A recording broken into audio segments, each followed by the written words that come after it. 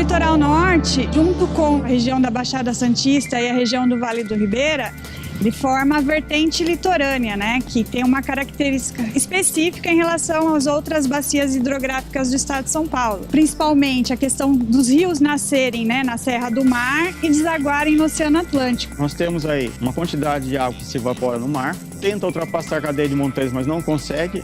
Essa umidade condensa, cai nas encostas dos morros, chega na planície, corre a planície por um certo período, até que se mistura com a água salgada que sobe rio acima. Isso é uma diferenciação em relação ao Planalto, que não existe esse tipo de situação.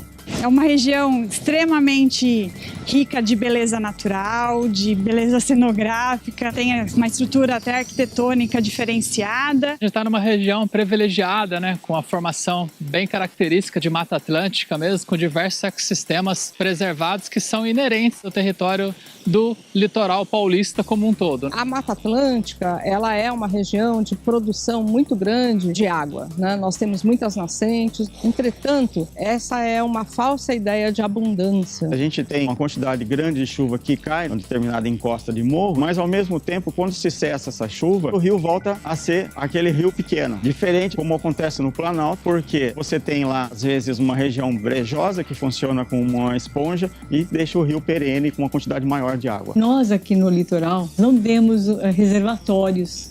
Nós não temos uma Billings, por exemplo, uma Guarapiranga, né? Então nós dependemos muito do regime de chuvas. Não é porque a gente tem abundância de água e não tem a escassez que a gente não tem que se preocupar. A gente tem que analisar a questão dos conflitos, da manutenção da qualidade, temos que pensar na questão do saneamento. A gente tem que cuidar desde já.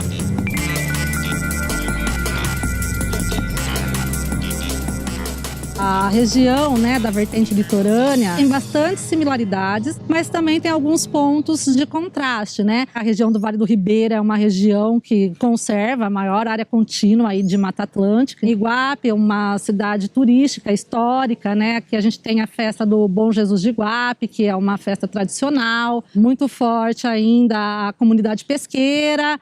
Tem também bastante agricultores, pessoal da agricultura familiar, as comunidades de quilombo são bem organizadas e politizadas. Graças a Deus temos uma água, que hoje é uma das riquezas mais almejadas, assim, né?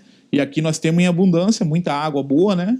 Por conta de nós ter essa preservação, esse envolvimento das comunidades tradicionais e esse comprometimento que nós temos em preservar. Então nós temos muito já no sangue esse foco, né, de viver em harmonia com a natureza, né, de não destruir, de não acabar com tudo.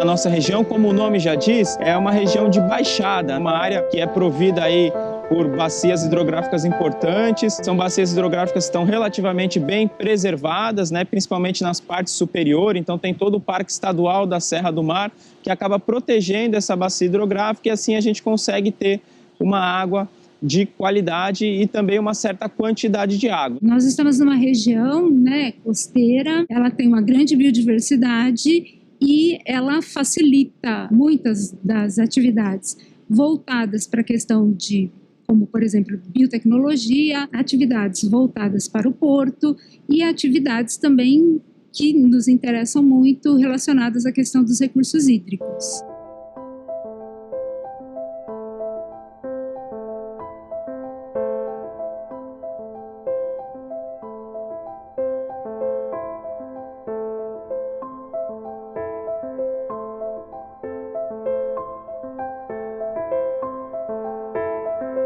Aqui a gente atua no litoral norte do estado de São Paulo, que tem em média 80% da sua área preservada com Mata Atlântica original, né? No litoral norte, como, né, toda vertente, existe uma grande quantidade de unidade de conservação, né? Então a gente tem aqui o Parque Serra do Mar e os rios das bacias hidrográficas do litoral norte nascem todo dentro, né, do parque. E isso traz uma disponibilidade de hídrica um pouco mais confortável se pensarmos apenas na quantidade. O litoral norte tem uma característica do turismo, a economia gira em torno desse turismo, tem a questão do porto de São Sebastião, Caraguá já é um polo que agrega as estruturas regionais. Então, uma das questões bem importantes aqui para nós é conciliar, né, os desejos, as vontades e as necessidades dessas populações.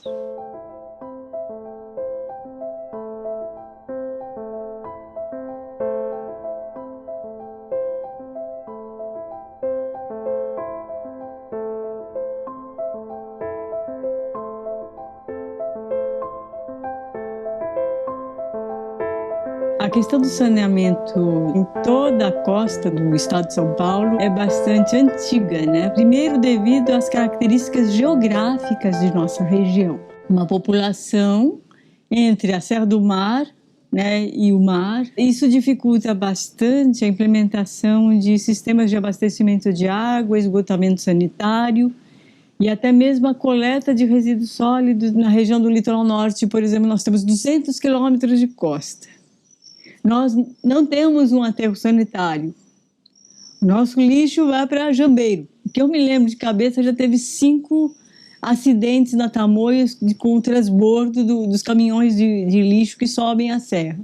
Agora, imagina isso em plena temporada, feriado, é o caos, né? Esse turismo de massa gera um afluxo gigantesco de pessoas, principalmente na temporada de verão. Acontece que a nossa geografia ela não permite esse afluxo de pessoas tão grande e muito menos a infraestrutura da nossa região. Quando chega na época de temporada, triplica, às vezes quadriplica o número de pessoas. Então a cidade não estava preparada para esse enfrentamento. Então você tinha ocorrência de falta de água, esgotamento sanitário, um acúmulo de problemas que não tinha uma solução. Então, a educação ambiental para o uso das áreas litorâneas é absolutamente fundamental e a gente precisa investir muito nisso. Drenagem é outro aspecto que sempre foi o primo pobre do saneamento, a drenagem urbana. E nós aqui também precisamos avançar muito na drenagem, né? E principalmente com essas mudanças de clima, com chuvas intensas, e aí nós temos toda a problemática de alagamento, escorregamento de serra. E drenagem urbana, além de ser complexo, é caro de ser implantado. Então, eu creio que nós vamos demorar algumas gerações para solucionar esse problema. Nós estamos muito abaixo daquilo que seria o mínimo necessário para garantir a balneabilidade das praias de todo o litoral. Na verdade, nós temos muitas captações clandestinas que não estão sendo adequadamente controladas. Nós temos uma contaminação enorme dos cursos d'água na nossa região.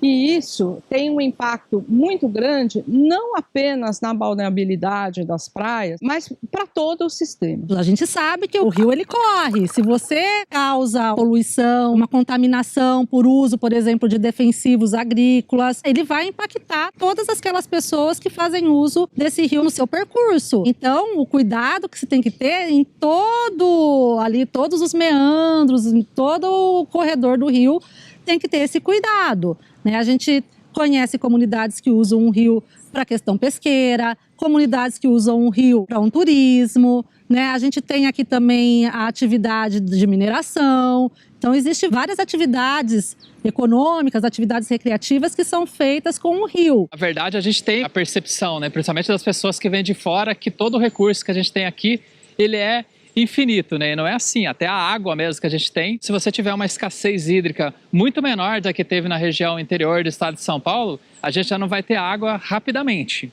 E assim também para os nossos recursos marinhos, Parece que tem uma abundância grande de peixe, de pescados como um todo, Mas se a gente não tiver o controle eficaz e o ordenamento daquele uso, a gente tem diversos relatórios, diversos apontamentos feitos já anualmente que a tendência é de queda. A extinção de vários produtos que dependem dos recursos hídricos não extingue só o produto. Vai acabar só o peixe. Vai acabar só o mangue. Não, ele extingue as pessoas, ele extingue a comunidade, extingue a cultura. E aí, quando essa cultura se extingue, as pessoas elas vão para outros lugares. E aí vai acarretando aquela bola de neve, vai acarretando problemas sociais que às vezes nosso governo ou mesmo toda a sociedade não dá conta de solucionar. A ameaça maior que eu vejo é o crescimento desordenado, né?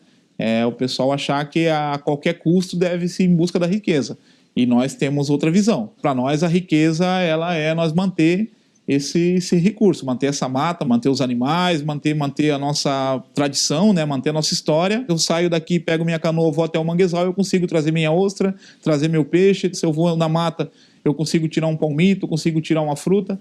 Então, assim, é uma riqueza que infelizmente eles não conseguem medir, mas aqui nós sabemos medir essa riqueza. Turismo, indústria, né, outros setores aí econômicos precisa ser desenvolvido, mas que seja feito de uma forma sustentável. Então tem um trabalho muito grande para que todos esses pontos sejam discutidos e que aconteça um desenvolvimento realmente sustentável.